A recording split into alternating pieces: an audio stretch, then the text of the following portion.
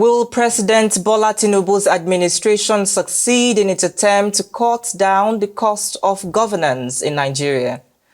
Months into his administration, President Bola Tinubu ordered the full implementation of the Orosaye's report. He's also cut down on his and his vice president entourage on foreign and local trips. It's also banned his ministers and heads of agencies in the country from embarking on public-funded foreign trips. On this episode of THESTEAM, we ask, will these measures put in place by the president alleviate the financial burden on the country? I am Adewale Olashopo. You're welcome to the program. To discuss more on this today, I'm joined by Yakubu Nimode, a public commentator and an activist. Welcome to the program.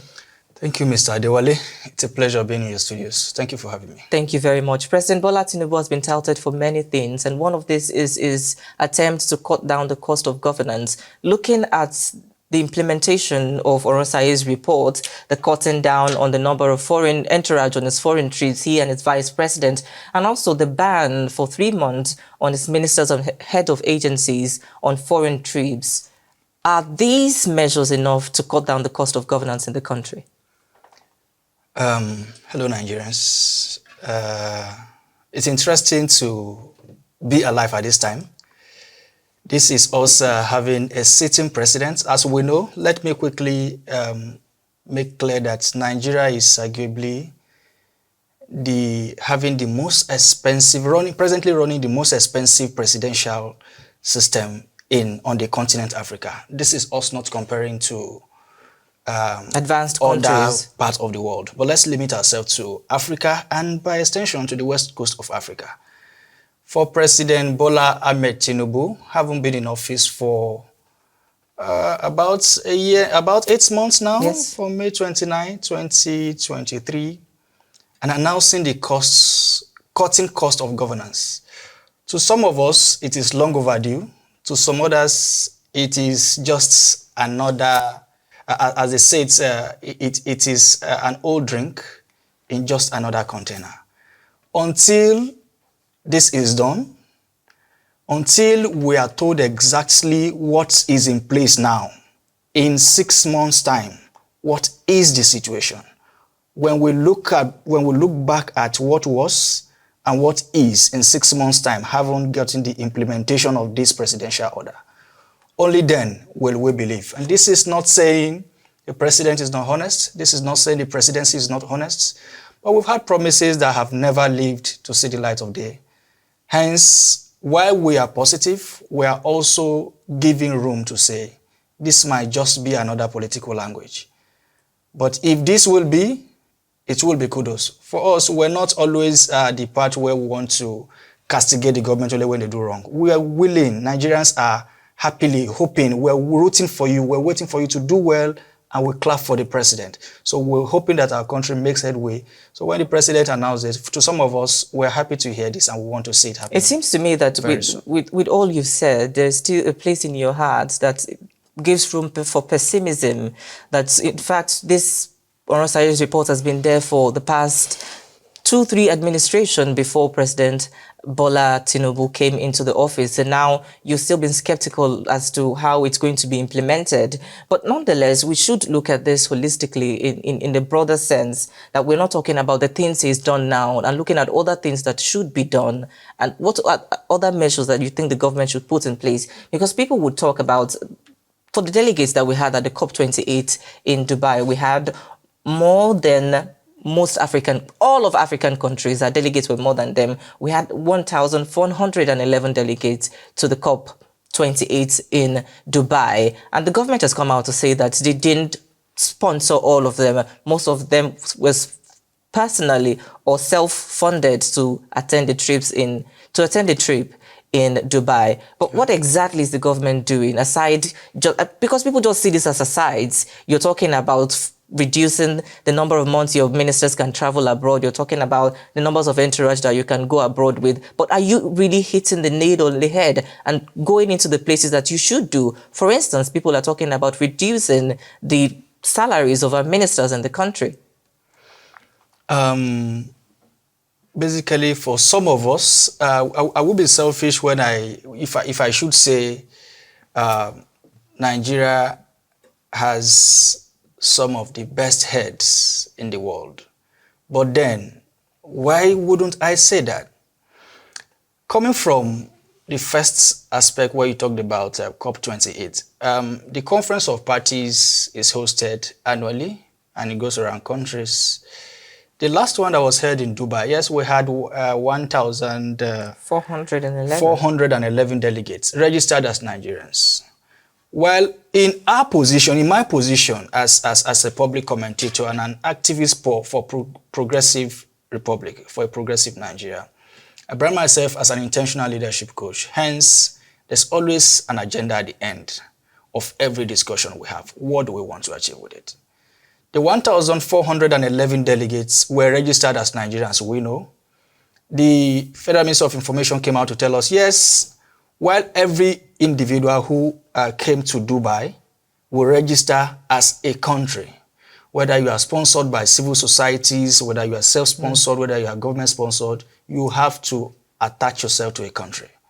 That was what we got. I think that's a given already. And that's but the conversation right now, I want to draw your attention into it, is to talk about other means that the government should look at to cut down the cost of governance. Just like I mentioned, people are calling for the government to reduce the salaries of public office holders in the country. And I think that's a conversation we should be having. Very well. For public office holders, like I said initially, it's easy to come before, call press, get cameras together, and tell them we are cutting by 50%. With due respect to the government, if this is wrong, I challenge the authorities to come out more open. We seem to be running a closed system of government that is shrouded in secrecy, and it makes it more difficult. Even the Freedom of Information Bill that is now an act, it is not so easy for a Nigerian, a civil Nigerian, bearing the national identity card of Nigeria with all your documentations needed to be recognized as a Nigerian, to go through our public institutions and ask for documents that should be public. Things like you want to know the actual, how much does the president have? But there is a Freedom of Information Act in Nigeria where people can ask the question. But I want you to tackle this head on. Should the government reduce? This is us saying. Should the government reduce, Mr. While Shola? we're saying this, yes, the government should reduce. But before we say you're reducing, the question is reducing from what? When these people, when the government call you, or people in government, when they call you to say they are reducing, we want to know exactly what is existing now. It is only when you tell me what is... So how much does Nigeria earn in total? Tell me Nigeria earn 1,000 naira. And tell me presently we are spending 400 naira on recurrent expenditure. I know our balance is 600. Then we're not telling me that because we need to cost down the cost of running governance, we're going to be reducing by 50%. What it tells me is we're now spending 200. Unconsciously, I'm aware that we now have 800. But the next time I ask you what do we have in our balance and you are telling me 500, I know something wrong has gone. So it is not just enough to come and tell us you are cutting costs. Cutting costs from what exactly? How much do we spend? If the president is to travel with 22 entourages before, and you're now saying it's now 12, do we now spend more on 12 persons than 22? If we're now spending more, it's not enough to tell me 22 persons no longer travel, is now 12. Does one person now take money for 3 persons? Does one person now take extra for 3 persons? We understand, yes, the economy of the world, global economy now, with due respect to Nigeria, the economy around the world is not just, the economy in Nigeria is not in isolation to itself. It is also affected by other issues. We have the war in Ukraine. Every other issues affects her. But what we are saying is, when you are cutting down from what exactly? We are advocating for the cost. We are advocating that political offices, public office holders, their pay, the take home should not be so juicy. And that is how to even reduce the tension that the country goes through when the 4-year cycle of elections come in. When people realize that this place is a service, is a position of service. it helps them to prepare more. So people can go out to work, and because they love this republic that they call theirs, they want to go out of the world and proclaim to the world that they are Nigerians, they are from Nigeria. They want to work for this republic. It's quite interesting, Mr. Shola, to expect people to have the spirit of patriotism. Very well. But in fact, the government itself must take charge and make sure that things are done in the right way. Look at the constitutional requirement that, for example, ministers in the country must be appointed from at least one state in all states of the federation. The constitution has not told us that we must have 30 ministers. The constitution has not told us that we must have 70 ministers. But how about we make sure that even from the constitutional mandates, that these are the number of ministers you can take from each state. We've had states that have more than 2 ministers, for instance. So I think the government should, from there, begin to ask questions. The numbers of appointees that they are going to be appointing as well. If we have a government where we can have 10 ministers, isn't that enough to run the country like Nigeria? Talking about ministers, I want to differ partly, and this is me supporting the government in the aspect of how many ministers we should have. Particularly, our problems are not actually the ministers. If the constitution tells us to have at least a minister from each state, the consequence of what that statement is, we'll have minimum of 36. Minimum of 36. And if we were to have one from FCT, and that's 37. However, the question is not about how many persons are you getting into office. I challenge any Nigerian, the number of people who are leading this republic today are not up to 5,000. We are over 220 million persons. So if you have about 10,000 persons, let's even agree that there are 10,000 persons, from the councillor to the chairman to the governors to their deputies, to those who were appointed and those who were elected. If they all are 10,000, and we're just looking at ministers alone, like I made reference to traveling, when you have 36 ministers, and when you have another government that is operating on 52 ministers, and one is spending less, the question we should be asking is, what is happening in those ministries?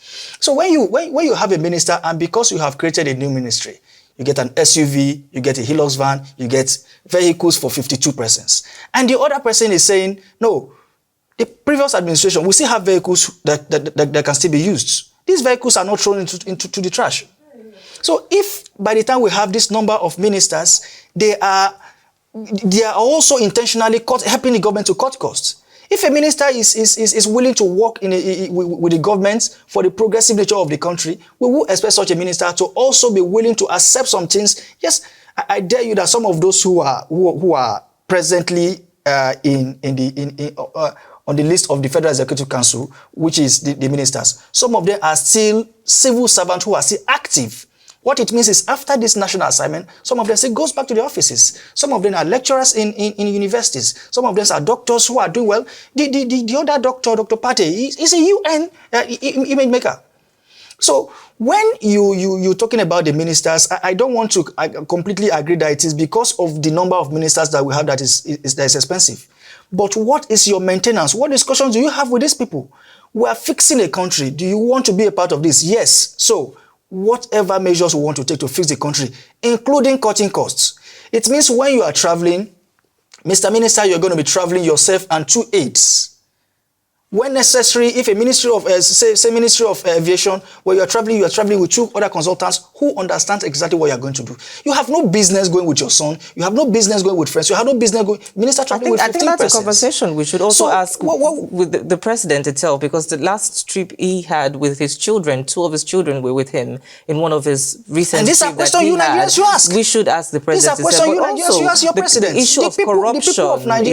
The people of Nigeria themselves seem to have accepted this as though there's nothing they can do. Dear Nigerians, let me inform you that there's a part of your constitution that allows you to, before 4 years is complete, you can call back your presidents. Are you aware? The people of a republic can call back any senator that before we have elected you, 3 months later we are no longer comfortable. We want you back home. Is that democracy developed? It is democracy. It is democracy. Is it developed to that extent? Are we practicing the democracy in the most civilized manner? Do you want to wait until anybody writes in a book to tell you that your democracy developed? I think that's the question development we should be asking our democratically is citizens. not given. It is what the people ask for, and you grow through the process. I understand your aspect of requiring the people that they should take charge You should of take your governance country. itself. Take your Because country. governance is When not anybody only is not performing by Mr. your Shola, you Mr. let them Shola, go. I quite understand that governance is not only for the government to run, it also includes the people. The office of a citizen is also as high as the office of the president That's in true. the country. That's but true. we should also be wise in our interpretation of the Very law. well, very well. For instance, we mentioned the issue of corruption. We're talking about perhaps ministers saying they want to travel to a state that does not have an airport and then allocating money for themselves for airfare. And we have all of this in the open. But is it in the position of Nigerians to then go to court, where they're going to get the legal documents that they would need to back themselves in court? But I think the government itself has to cut down on corruption in this country. And I think corruption is also one of the ways that we're having bloated bureaucracy in our governance structure itself. So I think when we cut down corruption itself, we're also cutting down the cost of governance. As far as corruption is concerned, what you call corruption, as we have a former president with respect to our former leaders, this is not coming directly for any individual. But I'd like to say the definition of corruption for me is anything that you will do that undermines what you should do, whether intentionally, even if it includes in the process of awarding contracts. I like to also appreciate Nigerians, and this is kudos to everyone who, whether on social media, whether civil society, who called that somebody must be suspended. You don't fly to a state that has no airports and you're not using helicopters. If not for the screaming of Nigerians and some persons who were saying, no, this will not be. Of course, interestingly, we still have also Nigerians who campaigned and said, no, this is our daughter. That's the person who was booted out. This is our daughter. We will not let that happen. And for some, it did happen for other places now. So why should it just be now that you are suspending somebody? We are saying corruption, as far as I'm concerned, is not just among public office holders. It also includes the everyday Nigerian. So while as we say, he who must come to equity, we should come with clean hands. So when you want to expose somebody who is performing some funny activities as a public holder, you also want to be sure that you are clean. Let me also, as a form of education, let Nigerians know that there's a committee in your Federal House of Representatives that is called the House Committee on Public Petitions. When there's any issue you are not comfortable with, if you are broke, you don't have a lawyer, you can walk to the National Assembly. Somebody represents every individual in Nigeria. National Assembly. You can go to that committee, put up a letter. You are not paying a penny. So even if it is your representative, of course we understand how these things can be, even if it is your representative that is not performing and you want to ask questions, go to the Senate, but it might not be as easy as I'm saying. It might not be as easy as walk in and you get somebody to attend to you. But eventually, when you get attention, the world will hear that you have done something. That might just be the least you will do for yourself and the generations to come. So for me, it is not just about saying public officers are corrupt. In yourself as a Nigerian, what are you doing for this republic? The least you could just do might be you have seen something, you want to amplify your voice by saying something. That might just be the least you could do. I think a lot of Nigerians would agree with you that you're saying something very, very paramount. But the conversation would then spore and people would want to understand that you've said so many things that the citizens can do, that the office of the citizens is very important and the citizens should be able to hold the government accountable. True. But like I said earlier, the government has, the buck still stopped on the government and the president's table. The president came here and announced that the subsidy is gone and no citizen in the country could have done that without the government's directive to have it gone. The government came in and said Orosaye's report must be implemented. That was enacted. That was implemented without any citizen coming up to say. So the government itself is put in place to take initiative, to take action for things to be better for the country. So now we've talked about the problem itself for the cost of governance in the country. We look at the current expenditure in the country. We look at the issue of debt servicing. We look at the issue of governors becoming ministers and then they still have access to their pensions. And we look at senators being in the Senate for so many years and taking up different cars every 4 years. They are allocated all of that. So all of these things are put in place. What exactly can be done differently? Nigerians are asking for solutions, and I think that is what we should give to them. Dear Nigerians, Mr. Wale, yourself inclusive, including myself, not sounding like a prophet, but this is my admonition to say, removing subsidies from one among the hundreds of things we spend money on in Nigeria This is not me saying it is the best that can happen, but it's one among the best things we can do. If subsidy has not been removed, it's simply put, our doom days would have just been postponed. But shouldn't, before you go ahead, I think there's a lot of conversation about how good the removal of the subsidy has done for the country. We've been able to do away with trillions of subsidizing petroleum importation in the country. But a lot of country, people are saying that we don't even know the amount, the barrel of oil that Nigeria consumes every day.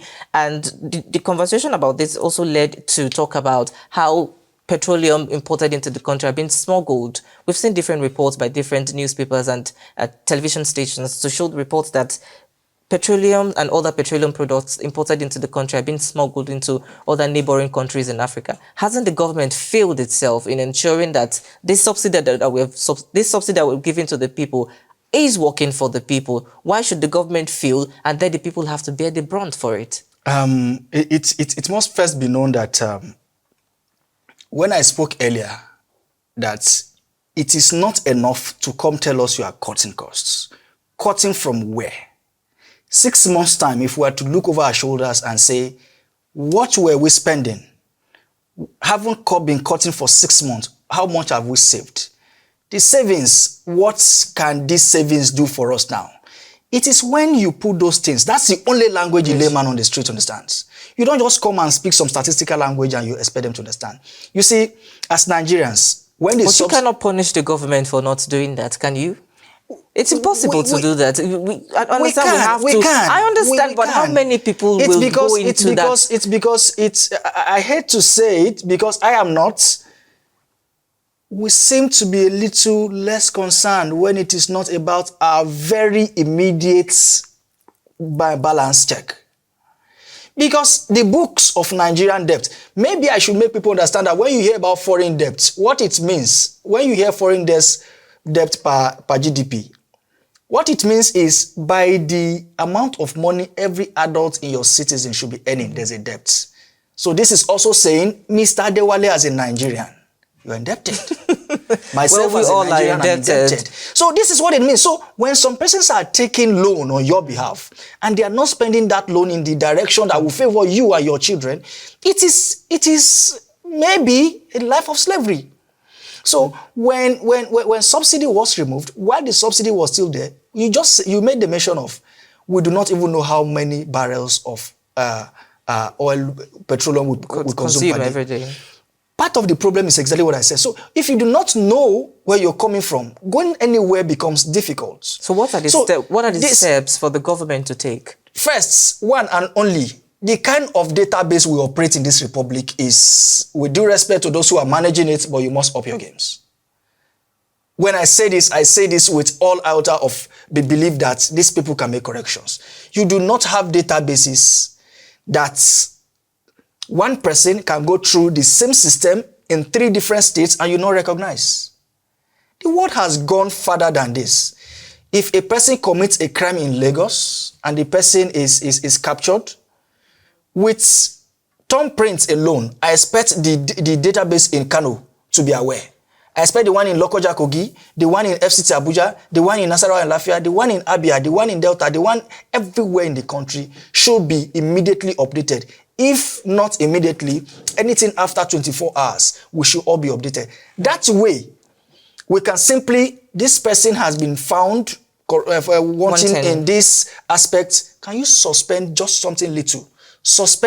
Just suspend the person from the national database. That way, such a person is no longer eligible for national health insurance.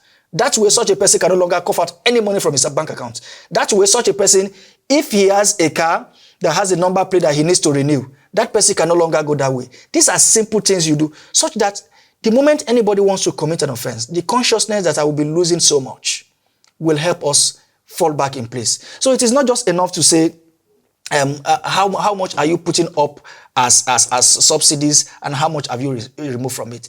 I dare also say, while it is true that a whole lot of Nigerians benefit from the subsidy while it was in place, a whole lot chunk of it has still also been enjoyed by the public officers whose daily life are being funded by the suffering of the everyday Nigerian. Exactly. Mr. Shola, Nigerians are asking you, and the government are also watching, what actionable steps do you have for the government to take? Dear Nigerians, it has been an interesting journey. The country has 65 years. Yes, we are not where we have been all along since independence. The democracy we have will go on. However, for me, some of the solutions to our immediate problems will include some of what I'll just itemize as follows. One, the bureaucracy in our governments, in our economic, in our daily activities are just too chaotic. I think they should be streamlined. That's the first. The National Orientation Agency, some of your assignments must be resumed again. Corruption must go. There's no two ways about it. That moment when you refuse to approve money meant for the hospital, it might just be your mom who will be a victim of accident sometimes, or your daughter or somebody very close to you. Or the fire emergency base you have refused to put in place. Those might just, somebody very close to you might just be the one needing it. And you end up spending much more than you ought to have spent. I also think citizenship engagements. Citizens do not keep quiet. Yes, you talk, you think they are not working. You go ask Samson, he told you what is happening. A whole lot have been said for so long and it is happening. I will encourage citizens to keep up the engagement. And I also think audit and accountability. I want to specifically appreciate what the people in Budget Nigeria are doing. A whole lot needs to be done. Every other civil society organization that needs to work on this, please come on board. Everybody should be a part of this. And doing this consistently, not getting tired, and not expecting that when you do it for 3 hours, not expecting that when you come on TV and speak for just 30 minutes, it will be enough. But continuous discussions and intentions about our progress will see us making headway. Thank you very much. Those are my few points. Thank you very much, Mr. Shola, for being on the program today. And that's where we draw the curtain. Thank you very much. And that's where we draw the curtain for today's program. The conversation is on ending. And just like Mr. Shola has reiterated that the things we need to do, the steps we need to take to ensure that the cost of governance is reduced in the country does not end in just a day. It takes hours, it takes days, it takes months, it takes years to put these actionable steps in the right direction. My name is Adewale Olashopo. Do well to follow us on all our social media platforms to join the conversation. And until I come your way next time, please do remember to continue to hold your government accountable. Bye for now.